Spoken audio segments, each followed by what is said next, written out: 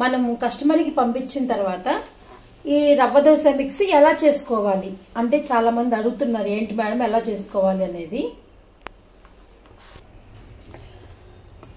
ఇలా మనకి మనం చేసిన readymade Sai home foods rava dosa mix ఇలా వస్తుంది. ఆల్రెడీ దీంట్లో జీలకర్ర ఉప్పు కలిపే ఉంటుందండి. మనం సమ్మర్ అప్పుడైతే డ్రై చేసిన క్యారెట్, పచ్చిమిరపకాయలు, ఉల్లిపాయలు కూడా వేస్తాము. ఈ సీజన్లో అయితే దొరకదండి.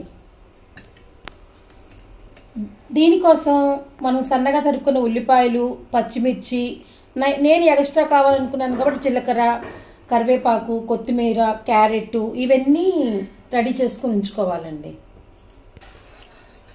కరివేపాకు, క్యారెట్, కొత్తిమీర తరుగు, పచ్చిమిర్చి, ఆనియన్, కొద్దిగా జీరా.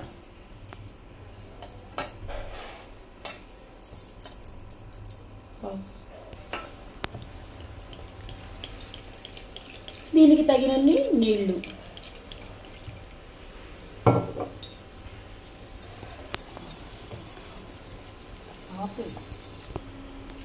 రవ్వ దోశకి ఇగో ఇలా కలుపుకోవాలండి. మనం ఇచ్చిన ఆ పౌడర్ని ఇలా కలుపుకోవాలండి. మీకు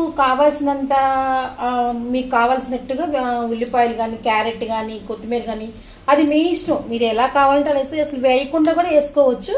మేము కొంతమంది కస్టమర్ దీంట్లో జీడిపప్పు అడుగుతారు, పల్లీలు అడుగుతారు. అది వాళ్ళ కస్టమర్ చాయిస్ని బట్టి మేము రెడీ చేసి ఇస్తూ ఉంటాము. ఇప్పుడు రవ్వ దోశ వేసుకునేటప్పుడు ఈ పలచని దాన్ని ఇలా వేసుకుంటే చాలు. ఇలా వేసుకుంటే చాలా చక్కగా వస్తుంది. మన సాయి హోమ్ ఫుడ్స్లో రవ్వ దోశ చాలా బాగుంటుందండి. ఈ మిక్స్ మాత్రం ఒక్కసారి కస్టమర్ కనుక తీసుకుంటే మళ్ళీ మళ్ళీ కూడా తీసుకోవడానికి ఇష్టపడతారు.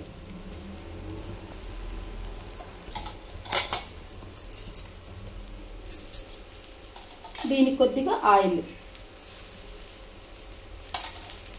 ఇది నాన్ స్టిక్లో కదండి, మామూలు ఉంటుంది కదా దోశ పెనం, అంటే ఇనపది, రాతిది, ఇప్పుడు చాలా వెరైటీస్ వస్తున్నాయి కదా. నాన్ స్టిక్ కన్నా తక్కిన వాటికి ప్రిఫర్ చేయండి, చాలా బాగుంటుందండి. నాన్ స్టిక్లో వచ్చేసి మీకు రోస్ట్ రాదు. ఇప్పుడు వేరే దాంట్లో అనుకోండి చాలా రోస్ట్గా వచ్చేస్తుంది.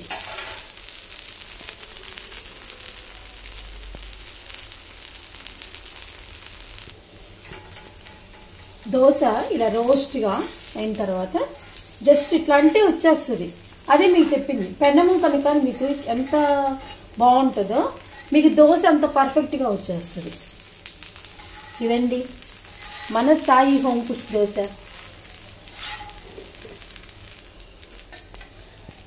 చూడటానికి చాలా ఎమ్మీగా ఉంది కదా. నేనైతే టమాటా చట్నీ, కొద్దిగా ఆవకాయ గుజ్జు, కారపొడి, మా వాళ్ళకి ఇది ఇష్టము. దీంట్లో పల్లి చట్నీ కానీ మీ ఇష్టం, అల్లపచ్చడి కానీ ఏదైనా చేసుకోవచ్చండి.